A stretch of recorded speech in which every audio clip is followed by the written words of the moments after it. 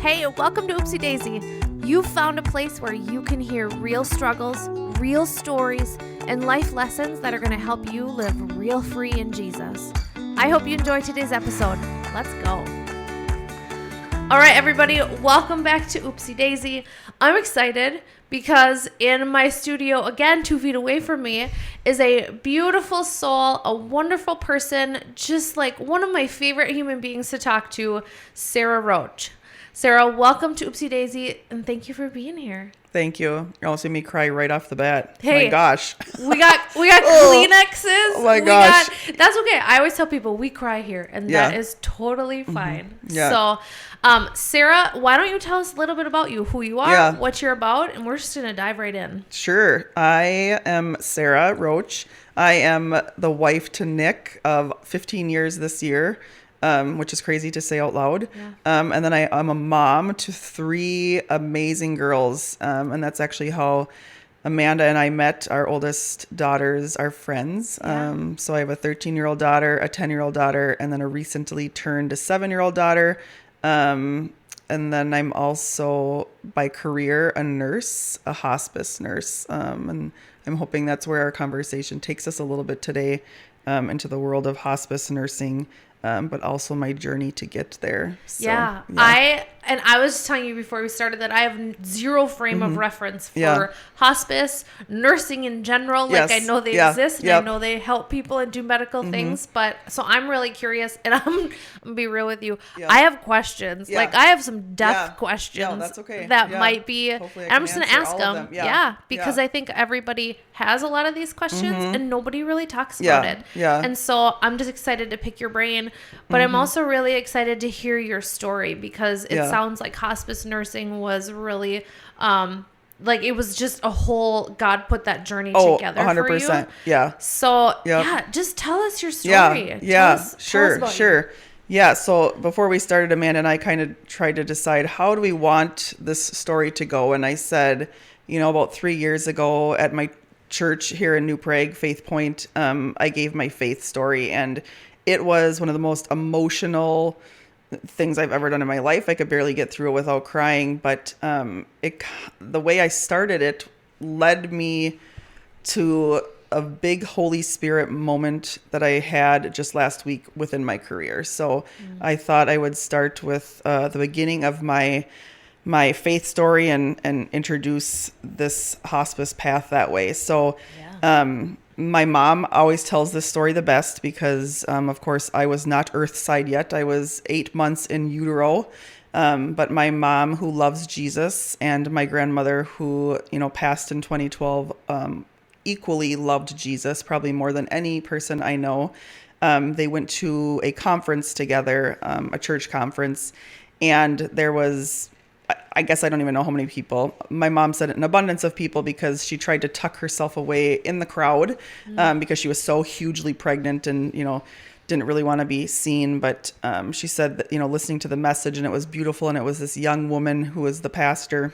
She said out of nowhere, this young woman pastor starts walking into the crowd and is walking right towards my mom. And my mom, tries to look away and tries to not make eye contact with her, but it's too late. She's made eye contact. As this pastor is approaching her, she starts to recite Luke 10, and it was 42 through 44, I believe. I have it written down here, but in a loud voice, she exclaimed, "Blessed are you among women, and blessed is this child you will bear. But why am I so favored that the mother of my Lord should come to me? As soon as the sound of your greeting reached my ears, the baby in my womb leapt for joy." So the pastor said this as she's laying hands on my mother's belly. And my mom said, everyone around is observing me as I'm my mom explains it as jumping for joy in her womb. And I'm just celebrating. Oh my gosh. Yes, God, speaking to me in my mom's womb. And then before the pastor walked away, she said, God is going to do big things in this child's life, and this child's going to do big things for God. And so anyway, so that's where it all started. You just start off with a bang. I don't mess around. Right? I know. I had a prophetic word from God before I was born. Okay. Yeah, I know. And it's like, when I really think about it, it's like, because, I went through parts of my life where I questioned God as a teenager, as a young adult. But I always would remember this moment that my mom, shared this story, and I would just remember, like, something is going to happen in my life. There's a reason that, I'm here. God has a plan for all of us. We all have our path. And it's like, why is it taking so long? Yes. Why is my reason for being here taking so long? Like, why have all these horrible bad things happened to me? Why is it not just easy for me? Right. Yeah. Like, if I'm going to do big things, let's do them now. Like, I don't want to wait anymore. Yeah. Right. Losing my patience. So, but then I always would say, in my mind too, my favorite thing to say, and my mom too, is with God, all things are possible. And it's right. Just hang on to that phrase. And I say it every day.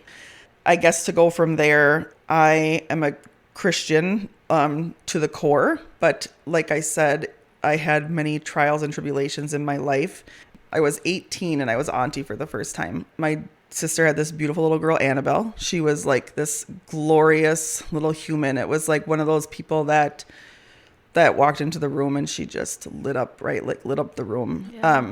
My sister was a young mom, so we all just connected so much with Annabelle. And when Annabelle was 2 years and 10 months old, she was diagnosed with leukemia. Oh my gosh. And her leukemia was the leukemia that had like the highest cure rate. Long story short, she had to be hospitalized because she was sick, right? She was a tiny little person. She got sick. And while she was in the hospital, she contracted bacterial meningitis. Oh my gosh. So she's already, has cancer. Her cell counts are low, and now she has this infection. And then she needed to be put into an induced coma.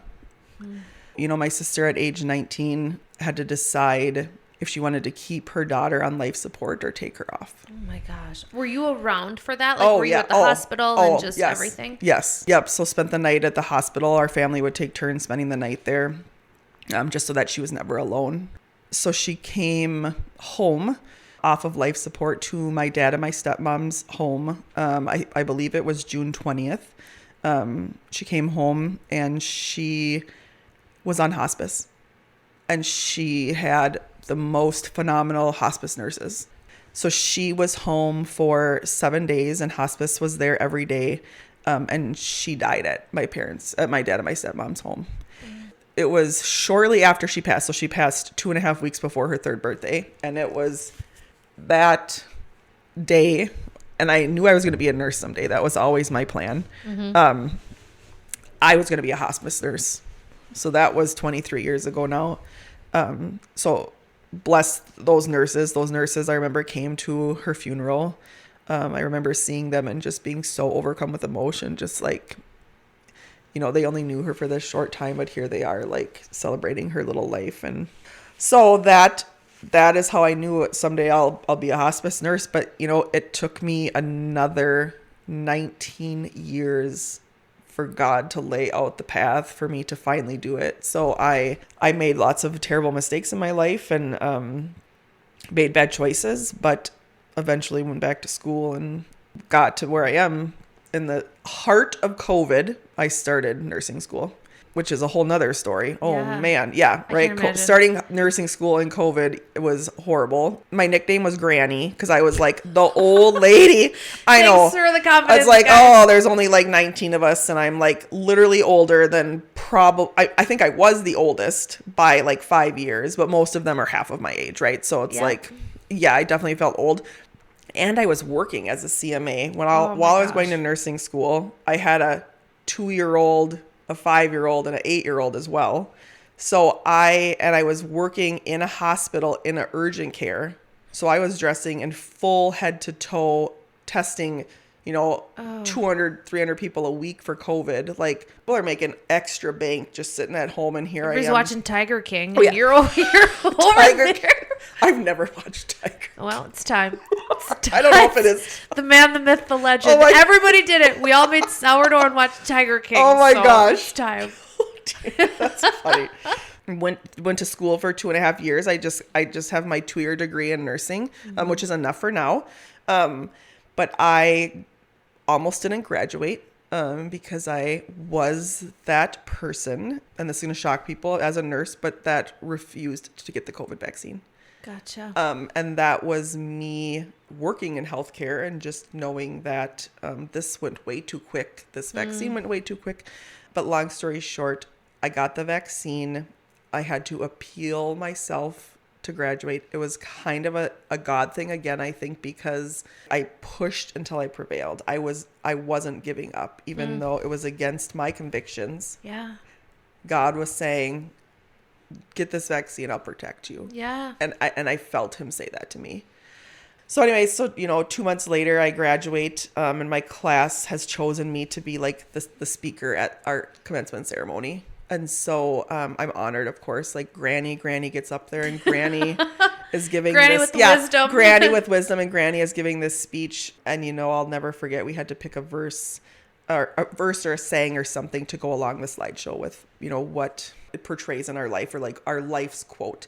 And mine was Jeremiah 29:11. Oh. And I was the only one, if I recall, that had a biblical verse. Yeah. I remember thinking, am I crazy? Like, am I crazy? Because other people are picking great quotes like Maya Angelou. I mean, some people are picking quotes from like Florence, good old Flo. She was like one of the original nurses, Yes. the founding nurses. So people are picking great things, but I'm like, man, Jeremiah 29:11 is like that could have been our class. That's my life verse, Right? Oh, baby. It's my life verse too. I mean, Twins. I feel like, don't you have something in your house, Jeremiah 29:11? Upstairs, yeah. Yeah, because I think It's a we've big old talked about this. metal Yes. thing. I, was offered a job before I even graduated, but they offered me a home care job.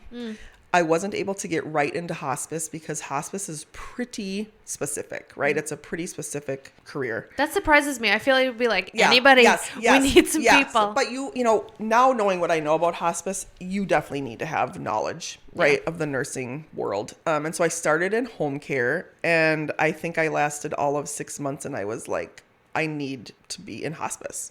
And so I started interviewing at actually other companies because like they didn't have something for me to transfer to. And I reached out to my current supervisor, and I just said, I was giving her my notice. Like, I got it. And she said, no, don't leave us. I'll get you to hospice. So 6 months after I graduated, I was able to start as a hospice nurse. It was great and scary and challenging and all the things that I was expecting it to be. So much so that after my 3 months of training was done, I was offered a job to be a director of nursing. Wait, had you physically nursed in that area, or they were like, you could just be in charge? A headhunter called me. They just said, we think you would be great in this role. And I thought, you know what?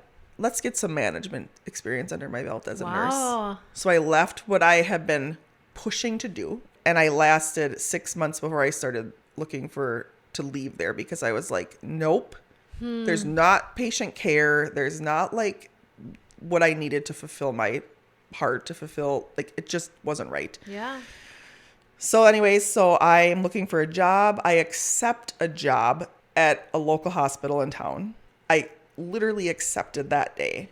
And 2 hours later, Alina Hospice calls me, who I just left, right? Wow. 8 months prior, to say to me, your territory where you live is open and we want you back. Oh my gosh. Like now. Called the local hospital and said, so sorry, but the job I meant to have just fell in my lap again. Did you know? Like, were you like, this is God? Oh, I didn't even. Oh, yeah. Without hesitation. I mean, because I had applied at other hospice companies and they just weren't working. Mm-hmm. I couldn't figure out, like, I have experience. Like, why is this not? So I immediately said yes. And then I had to give like a month notice because I was a higher up at this company. So yeah, and I haven't looked back. And so that was in May of 23. So okay, so not even that long. Yeah, so I've been back like since May of 23. I think that's right.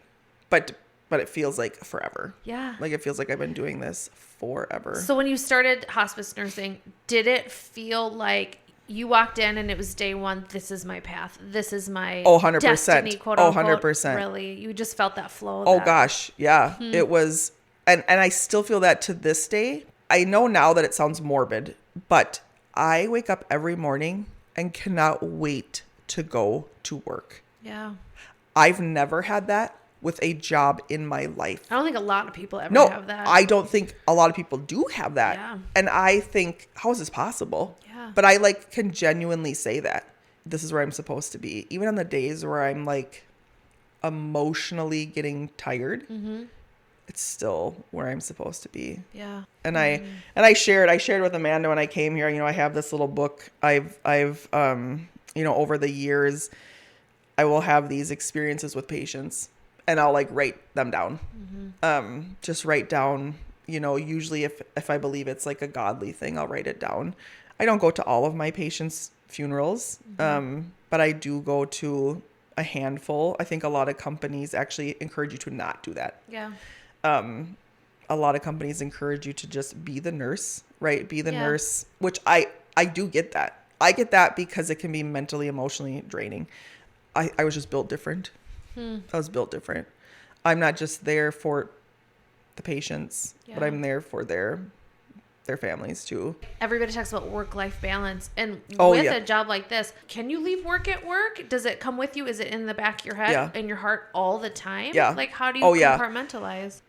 I can be a hospice nurse all day long. I can see people dying, all these terminal things, and I can see it all day long and help families through it. And I can walk in my door at 4:30 and the switch is off and I'm now a mom and a wife. Wow. That took a long time. I mean, I would say it took a year before I could really like do that. I do have days where, like for instance, I lost 2 of my patients just this weekend. Oh my gosh. And, when I'm at home and the family lets me know that someone has passed, I usually grieve a little bit. Yeah, I get emotional. My husband is like so used to it. Bless his heart. And so he'll embrace me and we'll hug and I cry for a good couple minutes and then I'm good. Hospice to a lot of people is where you go to die. We talked about this before we started. That's what I think of hospice. Where in my mind as a hospice nurse, hospice is where you can go to live the best rest of your life, no matter what that looks like. And you can live it comfortably. Yeah. In your home, without needles, without IVs, without testing, without hospitals. You just don't need all this stuff. I feel like so many people get on hospice late because they're afraid of dying. Yeah. But that's where it's like, I try to come in as the hospice nurse, and especially one who believes in Jesus. And I try to like say, death doesn't have to be scary. It can be like beautiful and it can be peaceful and you can be in your home. You don't have to die in a hospital. You don't have to die in a nursing home. You can be comfortable right here in your home. Like you can keep living life. We're just going to be in the back corner for you, helping you to be comfortable as time gets to the end. We're going to manage you at home. We're going to manage your pain, your nausea. We're going to do all of that right at your house. We're going to have your medication delivered to your house, your supplies delivered to your house. So when you're actually with a patient, what are you doing? Are you taking vitals? Is part of it just sitting and talking to somebody? Yeah. Like, what does that look like? So every week I'll see my patient and we do a comp visit, meaning I'm going to go there. I'm going to check your vitals. I always ask about pain levels. I ask how you're sleeping. How are you eating? How are you voiding? Meaning pooping and peeing. I ask all of those things all the time. And then every patient after that is different. So it's individualized to them. I have cancer patients. I have respiratory patients. I have COPD. So, pulmonary patients, heart patients, everything after those core things is like based on each patient. I have patients with severe wounds. So we're doing wound cares, right? Oh, wow. I have patients that are bed bound. So I have to help the families turn them and reposition them. And I'm usually with a patient for like 45 minutes. And then I do spend a lot of time like educating the family and, helping them to know like this is the trajectory. This is what's likely coming next. But really everyone's pretty much the same until they get to like their last couple weeks of life. And then it's a lot more time with the patient and a lot more education for the family. And okay, tell me about this education of the family, because I'm thinking if I have this knowledgeable person in my home that can help me understand my loved one's passing and what's going to happen, that person is probably my new best friend, and Yeah. I'm going to tell them Yes. everything. Yeah. Oh, yeah. Do you get that a lot? Oh, yeah. That's where I think that the work-life balance can become an issue. I look at it like if someone's never been through hospice before, this is like scary, right? Like here now you're bringing my person into my home. Like, so we'll do like a husband and wife example. You know, the husband comes home and the wife is now the primary caregiver. The wife is in her 80s. Yeah. Like, what? Like physically, that's hard. But this wife is trying to honor her husband who wants to die at home. And that's why hospice is so amazing, because we're going to like try to help that happen, right? As much as we can.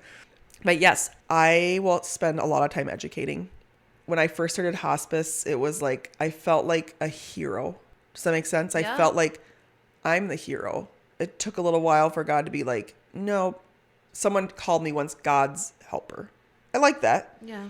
But in reality, to me, the heroes are these families that are committing 24/7 to taking care of their people who are dying. Yeah. I'm not a hero, but I'm going to help you dang good to make sure that you can take care of your people as best you can, right? Even when you feel like you can't, even when you feel like you're failing and not doing it enough, we're going to make sure that you feel like you are, right? And we're going to show you the ways to do it.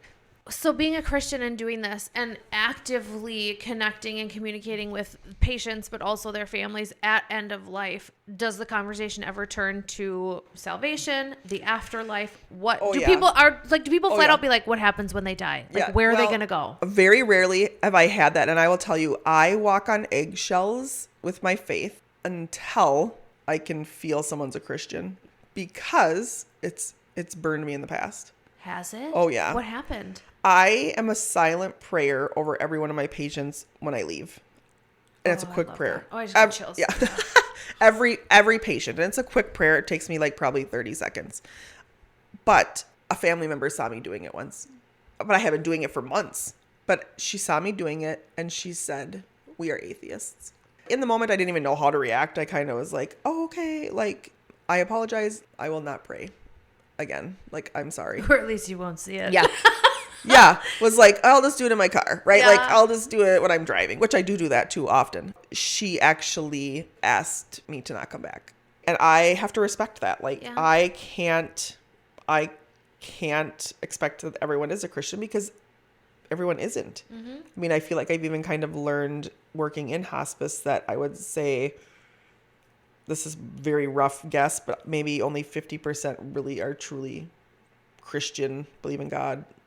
Oh, I thought that number would be smaller. That actually like made my heart hopeful. Yeah, I mean, I could be wrong, but I just feel like I'm very like vocal about, often conversations will lead to God and faith. And then when those conversations happen, I will tell you, those patients are the ones that I like write my stories down about, because those patients are having these hallucinations or delirium that can be positive. Hallucinations and delirium can be positive, and they are having them of God and people who have gone before them.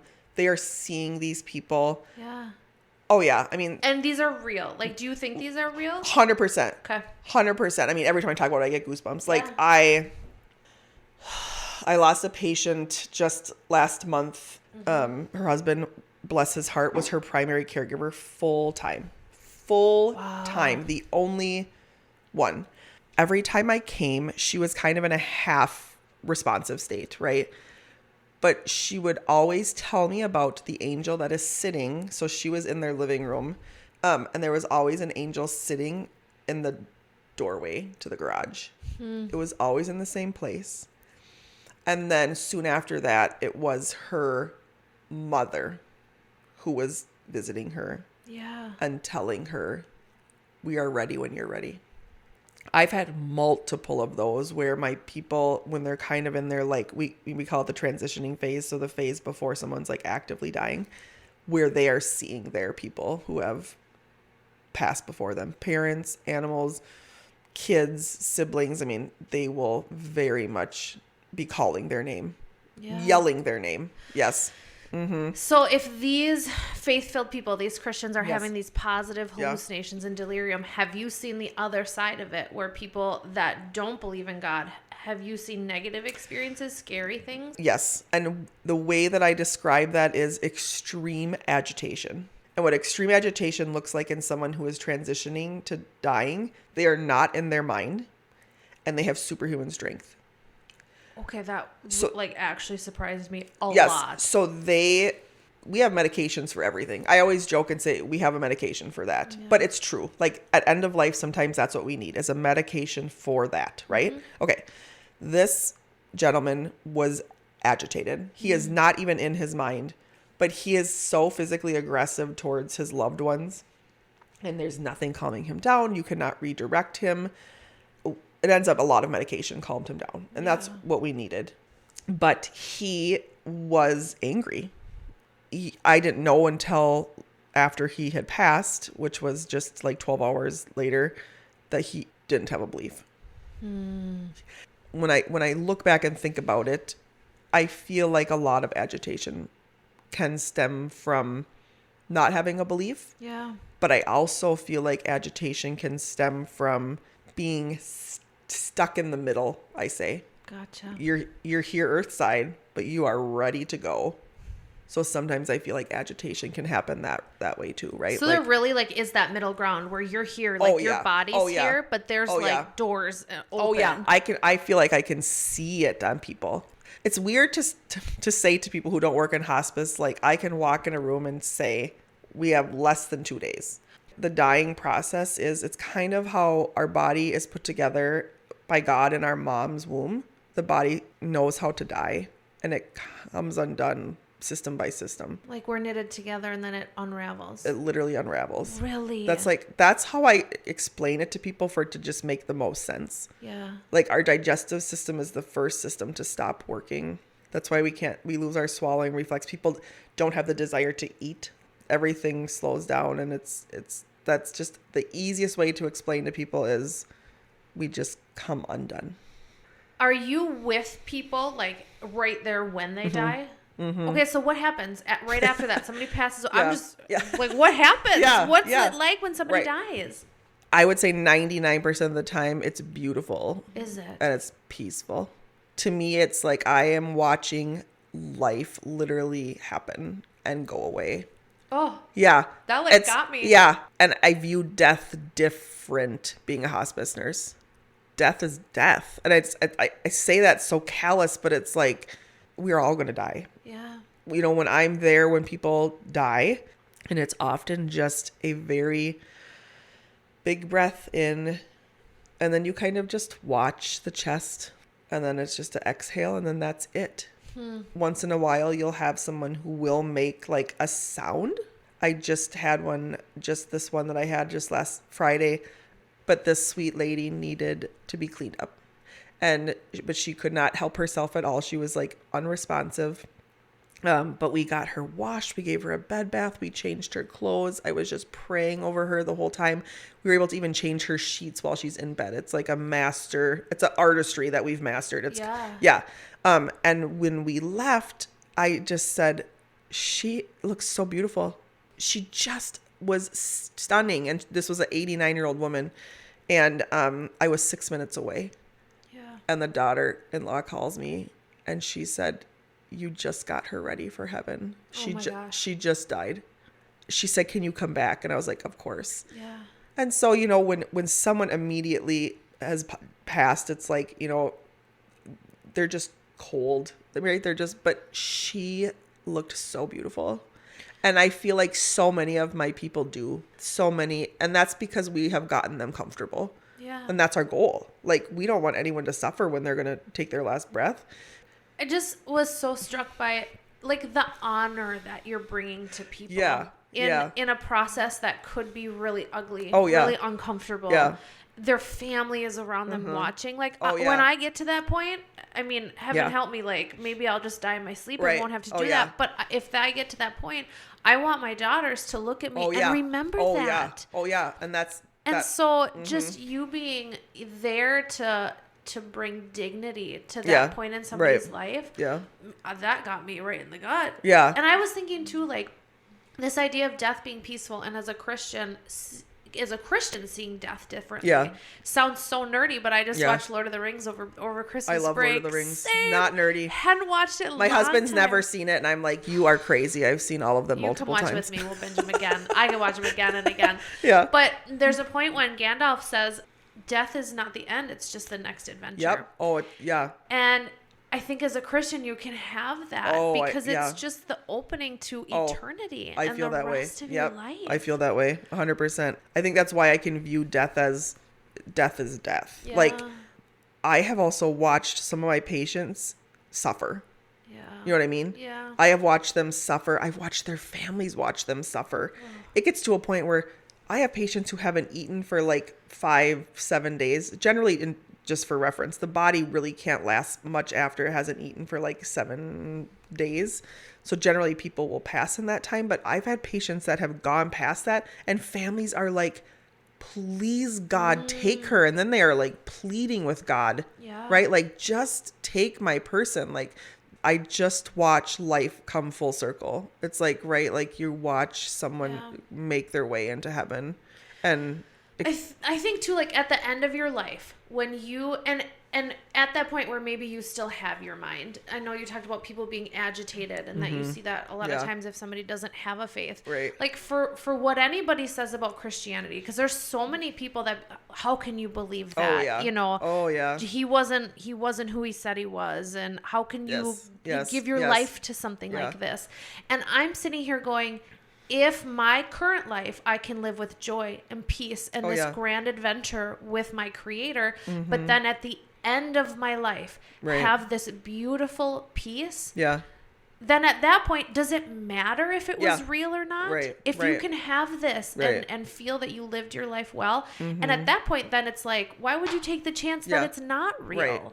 Right. I read stories, like I said, I'm a little fascinated with death, but like I was reading some stories and articles about like known people in the Satanic Church, like Anton LaVey, who was the Satanic Bible, whatever. Yeah. And how these people, the agitation upon death and these things that they're seeing, and how they, like, one of them even said, like, I've made a terrible mistake. Oh no, oh no, oh no. Yep. And that's like your last cognitive, cohesive word. Right.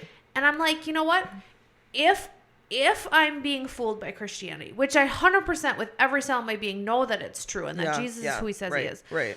But even if I was fooled my whole life, just to get to death and have that peace and believe where I'm going, I'd rather have that. Yeah. And if that brings me peace, then like, why knock it? Like, why, you know what I mean? Like the naysayers, right? Like, just let me have that peace. Yes. If you don't believe, it's okay. I know. But let me have it. And it's giving me comfort. Yeah. Right. And it's giving me peace. And it's, when I tell people I'm a hospice nurse, I get one of two responses. It's either, oh my gosh, that's so amazing. Like, I don't know how you do it. Or, what the hell is wrong with you? Yes. It used to offend me when people would say the second one, but then I'm like, these are the people that don't understand hospice. Yeah. Hospice isn't ugly. Hospice really isn't ugly. Hospice is beautiful and amazing and so underused. Like the lady that said, I'm like God's helper. Did she say you're like God's chariot? You're just helping people get there comfortably and pain-free and peacefully.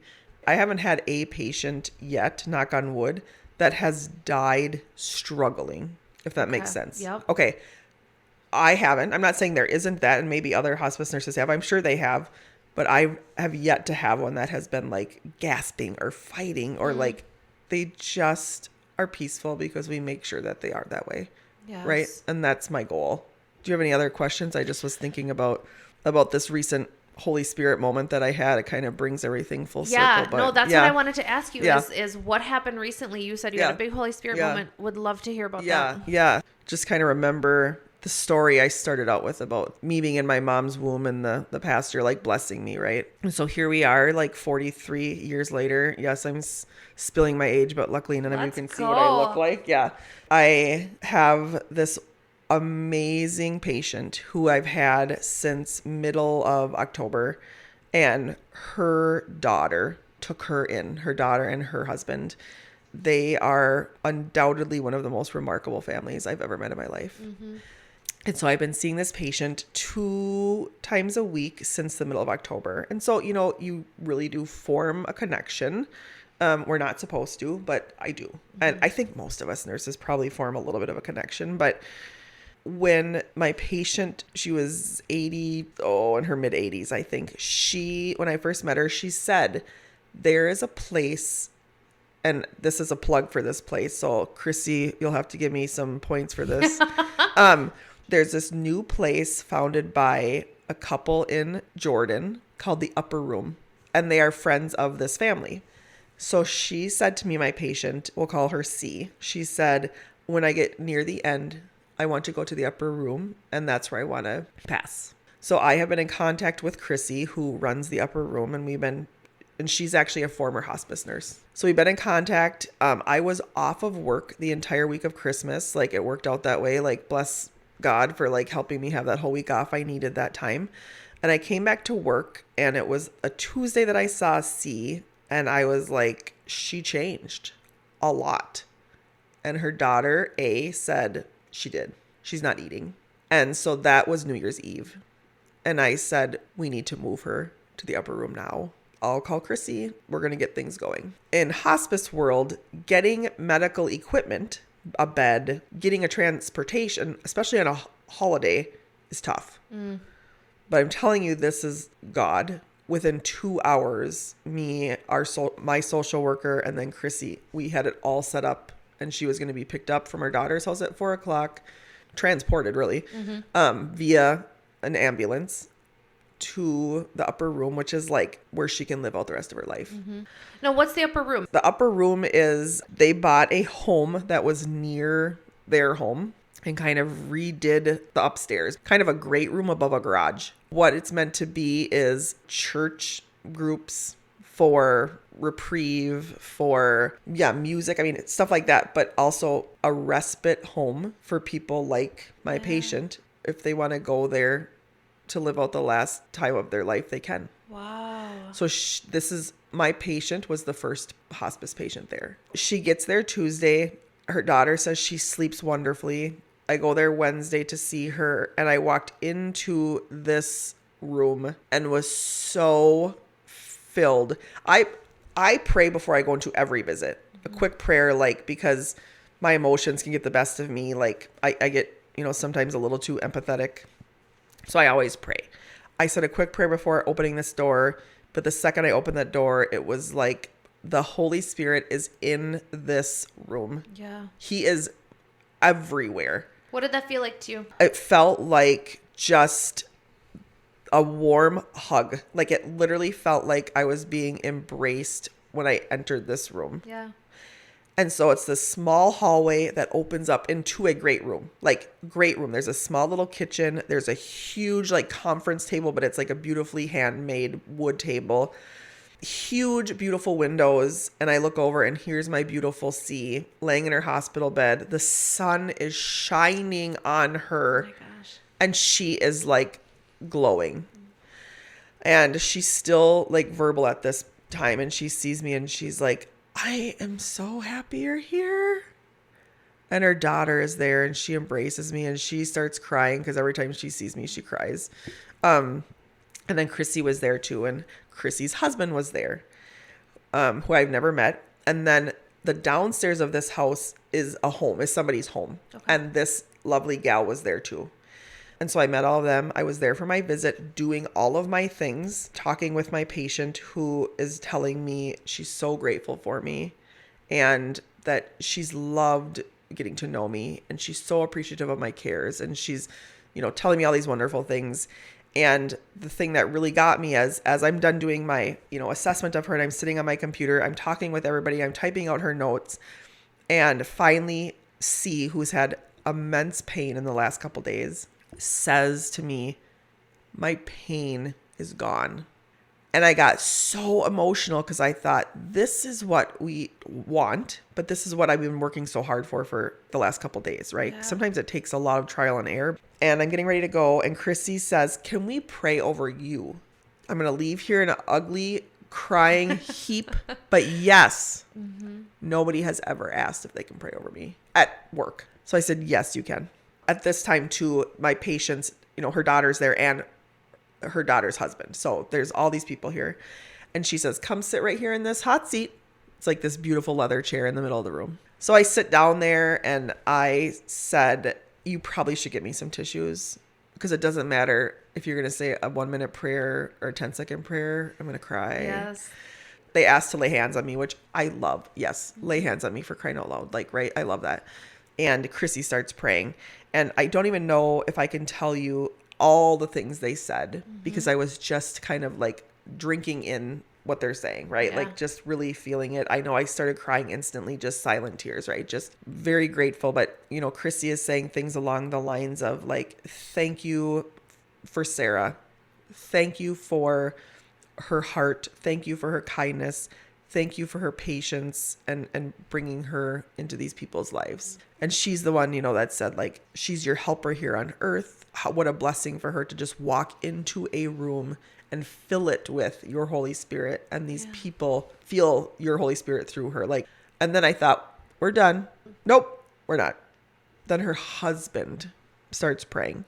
And for me, whenever I hear a man pray, it's very like, whoa, like, other than my pastor, who's like phenomenal. It's like, oh my gosh. So this sweet man, his praying is different than most prayer. But what he said to me is, Sarah, what not everyone saw, but I saw, is when you were sitting on your computer charting and C started to talk about her pain, I watched you and I watched your smile and I watched your tears and I watched you be so happy that you brought this comfort to this patient, because that's your job, but it isn't your job. This is your heart and you are exactly where you're supposed to be. And he just said, I hope you never leave what you do, because you are such a blessing to all these people. And so anyways, I did actually think we were done. So I was getting ready to say amen. And then this sweet girl, her name is Haley. And this is where we have to remember what happened in the beginning of our podcast. Okay. So Haley is touching my leg and she says, God, you knew your plans for her when she was in her mother's womb. And you knew this was your plan. And she's living out that plan. She is so good at it. And she's such a blessing to all these people. And you can feel her love and her compassion for them when she takes care of them. And so thank you for bringing her here to this place and to this patient and to all of these patients. And then she thanked my parents for raising me. And when we got done, I was so overcome with emotion, because these people didn't know the story about me being in my mom's womb, right? Yeah. So I had to share with them. And then it was like, in that moment, the Holy Spirit was so present in that room. We were all just in such shock, just, right? Like, we shouldn't be shocked because we know he's there. But it was like, this is like the clearest. I have not had any, in my 43 years of life, nobody has ever prayed any prayer like that over me. And the interesting thing is that just the night before, I just was saying to my husband, I think I need to step away from hospice for a little bit. What? I was getting so emotionally invested. It's just who I am. But I was wondering, am I too invested? And is it getting to an unhealthy place? Gotcha. But I left that day feeling so whole and so at peace with what I do. And I knew that even on the days where it's it's hard, I still want to get up and do it every day. And I still love what I do. That day can really affirm that nope, this is where I'm supposed to be. Yeah. As you're talking, I'm hearing in my head the Lord saying that I gave Sarah my heart for other people. And what a gift that is, to be there for people in their deep emotions, to feel with them. Oh, yeah. But also that is a heavy burden. Oh, yeah. Yeah. And so the fact that you're doing this, I mean, it's only with God. Oh, yeah. It can only be with God. And I say that, and I don't think I've said it during our time, but the reason I can do my job is because of God. Yeah. I could not do this job if I didn't have God and have a faith and know that someday I'm going to be dancing in heaven. Yeah. I couldn't do this job if I didn't believe that my people are dancing in heaven, that I'm taking care of. Like, think about how many people, when you get to heaven, that are going to be there. Is that something? They're going to be like, oh my gosh. Yeah. And they're going to thank you and hug you, and you guys get to hang out. Oh, yeah. And you're going to have perfect bodies. And like, you are going to have the biggest reunion in heaven when you get there. Oh my gosh. I've actually never thought of that, but yeah, that would be pretty. Man, they talk about like not storing up earthly wealth and about how our lives are not to be spent and focused on material things and earthly things, but to store up treasures in heaven. What an adventure and what a journey you get to be on, carrying God's heart for people and storing up these heavenly treasures that you get to meet again. Right. And I think about too, like this idea of you being God's partner. I mean, I think so many times we have it in our head what ministry looks like. Oh, yeah. And Yes. what kingdom work looks like. Yeah.